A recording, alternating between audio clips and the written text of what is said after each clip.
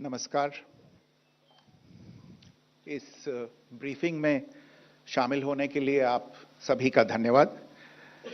जैसा कि आप सभी जानते हैं, 22 अप्रैल 2025 को लश्कर-ए-तैयबा से संबंधित पाकिस्तानी और पाकिस्तान प्रशिक्षित आतंकवादियों ने भारत में जम्मू और कश्मीर के पहलगाम में भारतीय पर्यटकों पर बर्बरतापूर्ण हमला किया।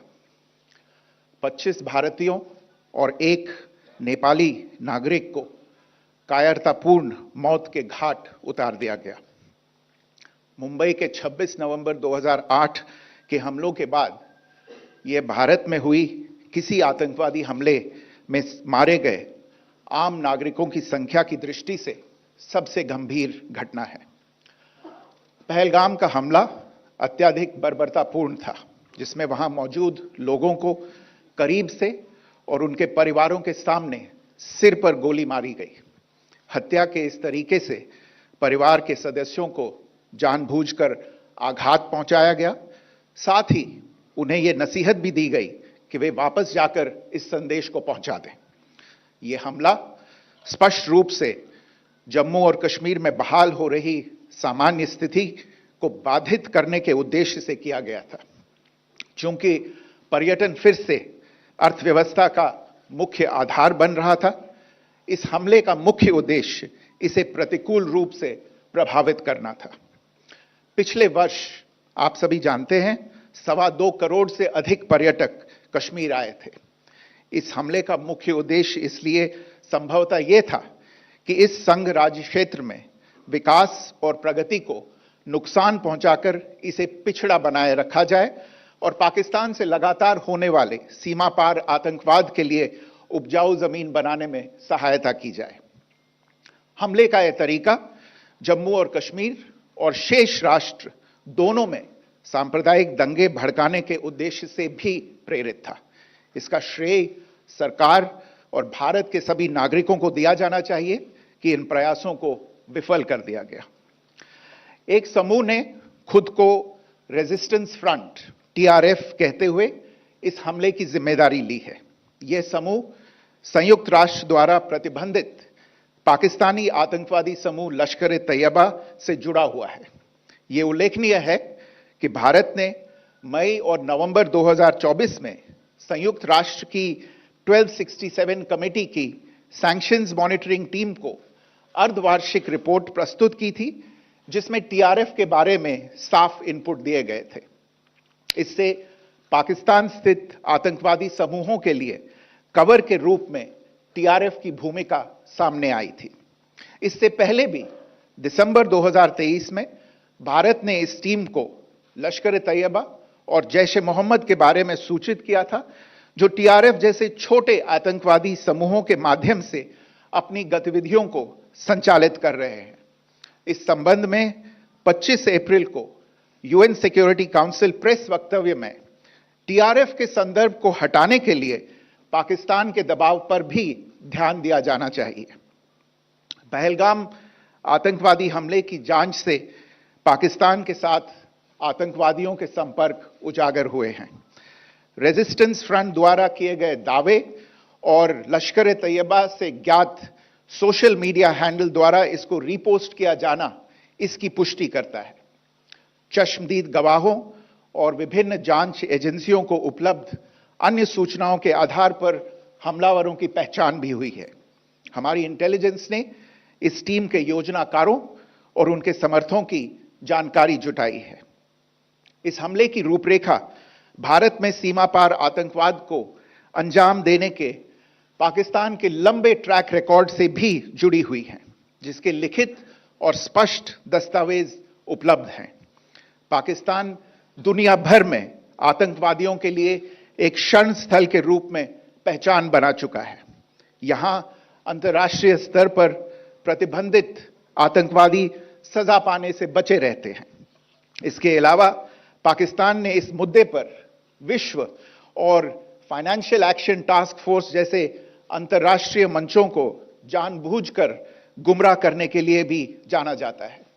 साजिद मीर का मामला, जिसमें इस आतंकवादी को पाकिस्तान ने मृत घोषित कर दिया था और फिर अंतर्राष्ट्रीय दबाव के परिणाम स्वरूप वो जीवित पाया गया, इसका सबसे स्पष्ट उदाहरण है। यह स्वाभाविक है कि पहलगाम में हुए इस हमले से जम्मू और कश्मीर के साथ साथ भारत के अन्य भागों में भी आक्रोश देखा गया। हमलों के बाद भारत सरकार ने स्वाभाविक रूप से पाकिस्तान के साथ संबंधों को लेकर कुछ कदम उठाए। आप सभी उन निर्णयों से अवगत हैं जिसकी घोषणा 23 अप्रैल को की गई थी। तथापि यह आवश्यक समझा गया कि 22 अप्रैल के हमले के अपराधियों और उनके योजनाकारों को न्याय के कटघरे में लाया जाए। हमलों के एक पखवाड़े के बाद भी पाकिस्तान द्वारा अपने क्षेत्र या अपने नियंत्रण वाले क्षेत्रों में आतंकवादियों की इंफ्रास्ट्रक्चर के विरुद्ध कार्रवाई करने के लिए कोई स्पष्ट कदम नहीं उठाया गया है। उल्टे वो इनकार करने और आरोप लगाने में ही लिप्त रहा है। पाकिस्तान आधारित आतंकवादी मॉड्यूल्स पर हमारी खुफिया निगरानी ने संकेत दिया है कि भारत के विरुद्ध आगे भी हमले हो सकते हैं। अतः इनको रोकना और इनसे निपटना दोनों को बेहद आवश्यक समझा गया। आज सुबह, जैसा कि आपको ज्ञात होगा, भारत ने इस तरह के सीमा पार हमलों का जवाब देने और उन्हें रोकने तथा उनका प्रतिरोध करने के अपने अधिकार का प्रयोग किया है। यह कार्यवाही नपीतुली, नॉन एस्केलेटरी, आनुपातिक और जिम्मेदारीपूर्ण है। यह आतंकवाद की इंफ्रास्ट्रक्चर को समाप्त करने और भारत में भेजे जाने वाले संभावित आतंकवादियों को अक्षम बनाने पर केंद्रित है। आपको यह भी स्मरण होगा कि 25 अप्रैल 2025 को संयुक्त राष्ट्र सुरक्षा परिषद ने पहलगाम आतंकवादी हमले पर एक प्रेस वक्तव्य जारी किया था, जिसमें आतंकवाद के इस निंदनीय कार्य के अपराधियों, आयोजकों, फाइनेंसरों और प्रायोजकों को जवाबदेह ठहराने और उन्हें न्याय के दायरे में लाने की आवश्यकता पर जोर दिया गया था। भारत की आज की इस कार्रवाई को इसी संदर्भ में देखा जाना चाहिए। Good morning. Thank you all for joining this briefing. As you are all aware, on April 22, 2025, Pakistani and Pakistan-trained terrorists belonging to the Lashkar-e-Taiba carried out a savage attack on Indian tourists at Pahalgam in Jammu and Kashmir in India. They murdered 26 people, including one national of Nepal, causing the largest number of civilian casualties in a terrorist attack in India since the 26 November 2008 attacks in Mumbai. The attack in Pahalgam was marked by extreme barbarity, with the victims mostly killed with headshots from close range and in front of their families. Family members were deliberately traumatized through the manner of the killing, accompanied by the exhortation that they should take back the message. The attack was clearly driven by the objective of undermining the normalcy returning to Jammu and Kashmir. In particular, it was designed to impact the mainstay of the economy, tourism, with a record 23 million tourists visiting the valley last year. The calculation, presumably, was that harming growth and development in the Union Territory would help keep it backward and create fertile ground for continued cross-border terrorism from Pakistan. The manner of the attack was also driven by an objective of provoking communal discord, both in Jammu and Kashmir and the rest of the nation. It is to the credit of the government and the people of India that these designs were foiled. A group calling itself the Resistance Front has claimed responsibility for the attack. This group is a front for the UN-proscribed Pakistani terrorist group Lashkar-e-Taiba. It is notable that India had given inputs about the TRF in the half-yearly report to the monitoring team of the UN's 1267 Sanctions Committee in May and November 2024, bringing out its role as a cover for Pakistan-based terrorist groups. Earlier too, in December 2023, India had informed the monitoring team about Lashkar and Jaish-e-Mohammed operating through small terror groups such as the TRF. Pakistan's pressure to remove references to TRF in the April 25 UN Security Council press statement is notable in this regard. Investigations into the Pahalgam terror attack have brought out the communication notes of terrorists in and to Pakistan. The claims made by the Resistance Front and their reposting by known social media handles of the Lashkar-e-Taiba speak for themselves. Identification of the attackers based on eyewitness accounts as well as other information available to law enforcement agencies has also progressed. Our intelligence has developed an accurate picture of the planners and backers of this team. The features of this attack also tie in with Pakistan's long track record of perpetrating cross-border terrorism in India, which is well documented and beyond question. Pakistan also has a well-deserved reputation as a haven for terrorists from around the world, with internationally proscribed terrorists enjoying impunity there. In addition, Pakistan has been known to willfully mislead the world and international forums, such as the Financial Action Task Force, on this issue. The Sajid Mir case, in which this terrorist was declared dead, and then, in response to international pressure, brought back to life, found alive and arrested, is the most glaring example. The latest attack in Pahalgam has understandably generated deep anger in Jammu and Kashmir and in other parts of India. Following the attacks, the government of India naturally responded with a set of initial measures relating to our engagement with Pakistan. You're all aware of the decisions that were announced on the 23rd of April. However, it was deemed essential that the perpetrators and planners of the 22nd April attack be brought to justice. Despite a fortnight having passed since the attacks, there has been no demonstrable step from Pakistan to take action against the terrorist infrastructure on its territory or on territory under its control. Instead, all it has indulged in are denials and allegations. Our intelligence monitoring of Pakistan-based terrorist modules indicated that further attacks against India were impending. There was thus a compulsion both to deter and to preempt. Earlier this morning, as you would be aware, India exercised its right to respond and preempt as well as deter more such cross-border attacks. These actions were measured, non-escalatory, proportionate, and responsible.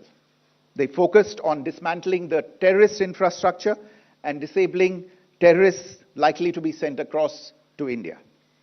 You would also recall that the Security Council on 25th April 2025 had issued a press statement on the Pahalgam terror attack, underlining, and I quote, the need to hold perpetrators, organizers, financiers, and sponsors of this reprehensible act of terrorism accountable and bring them to justice, unquote. India's latest actions should be seen in this context.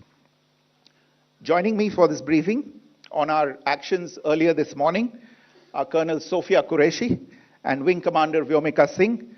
I will request them to share some details regarding Operation Sindoor with all of you.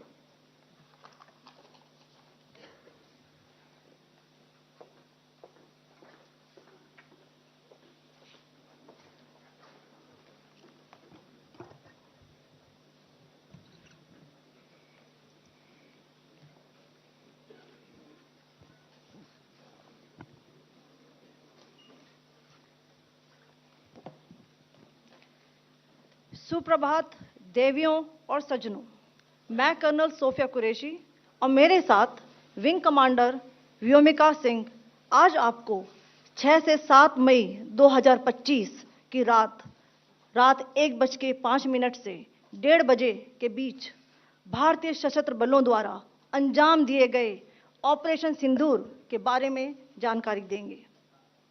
Operation सिंदूर 22 अप्रैल को पहलगाम में हुए विभत्स आतंकवादी हमले के शिकार मासूम नागरिकों व उनके परिवारों को न्याय देने के लिए लॉन्च किया गया था। इस कार्रवाई में 9 टेररिस्ट कैंप्स को टारगेट किया गया और पूरी तरह से इसे बर्बाद किया गया। पाकिस्तान में पिछले 3 दशकों से टेरर इंफ्रास्ट्रक्चर का निर्माण हो रहा है। इसमें recruitment, indoctrination centres, training areas व लॉन्च पैड शामिल थे, जो पाकिस्तान और पाक अधिकृत जम्मू कश्मीर POJK दोनों में फैले हैं। Operation Sindoor was launched by Indian Armed Forces to deliver justice to the victims of Pahalgam terror attack and their families. 9 terrorist camps were targeted and successfully destroyed. Over the last 3 decades, Pakistan has systematically built terror infrastructure. It is a complex web of recruitment and indoctrination centers, training areas for initial and refresher courses, and launch pads for handlers. These camps are located both in Pakistan as well as Pakistan-occupied Jammu and Kashmir areas. Some of the well-known training camps are located, as you can see on the screen.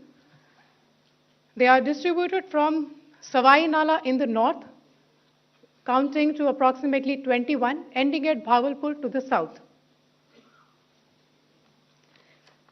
इन लक्ष्यों का चयन विश्वसनीय intelligence सूचनाओं के आधार पर हुआ ताकि आतंक गतिविधियों की रीढ़ तोड़ी जा सके, और यह खास ध्यान दिया गया कि निर्दोष नागरिकों और सिविलियन इंस्टॉलेशन को नुकसान न पहुंचे।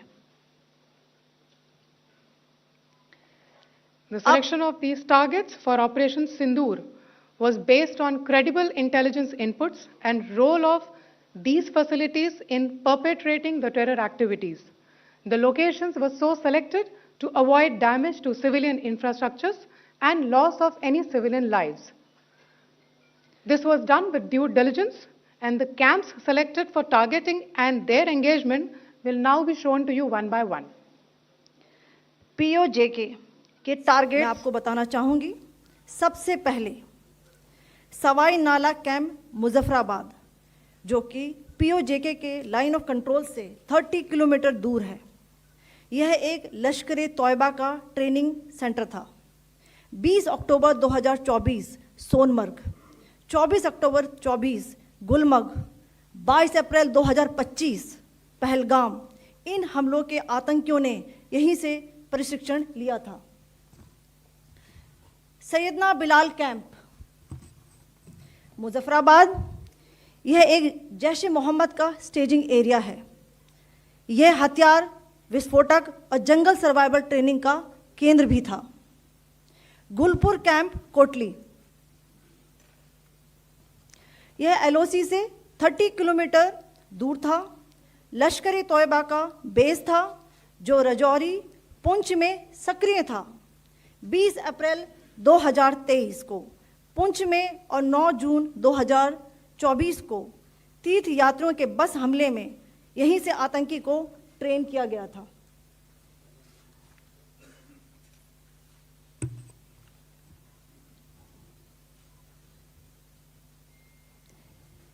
बरनाला कैंप बिंबर, यह LOC से 9 किलोमीटर दूर है। यहाँ पर हथियार, हैंडलिंग, IED व जंगल सर्वाइवल का प्रशिक्षण केंद्र था। अब्बास कैंप कोटली,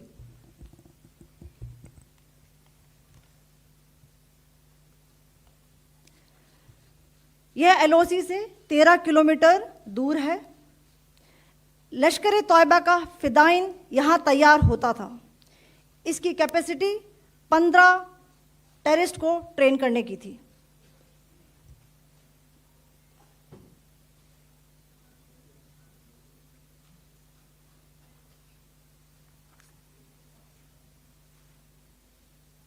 अब मैं पाकिस्तान के अंदर के टारगेट से अवगत कराना चाहूंगी। पहला, सर्जल कैंप सियालकोट, यह अंतर्राष्ट्रीय सीमा से 6 किलोमीटर की दूरी पर है, सांबा कठुआ के सामने।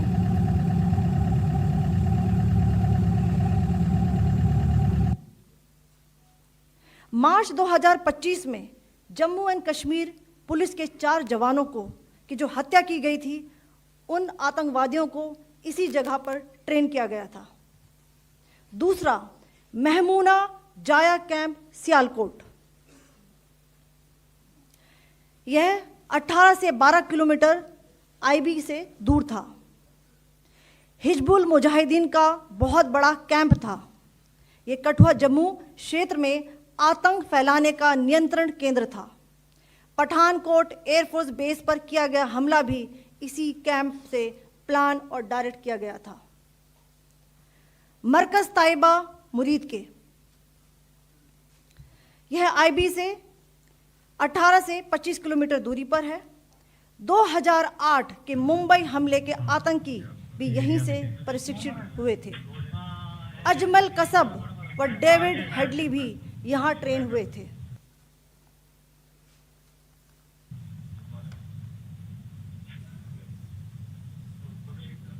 आगे दूसरा आया।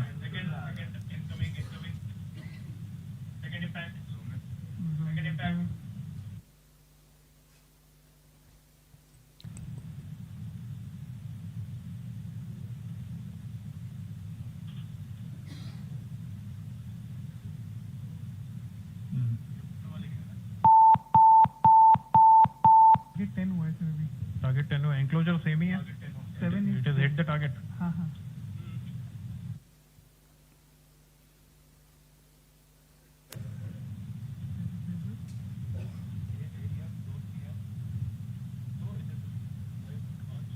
आ गया सर, इम्पैक्ट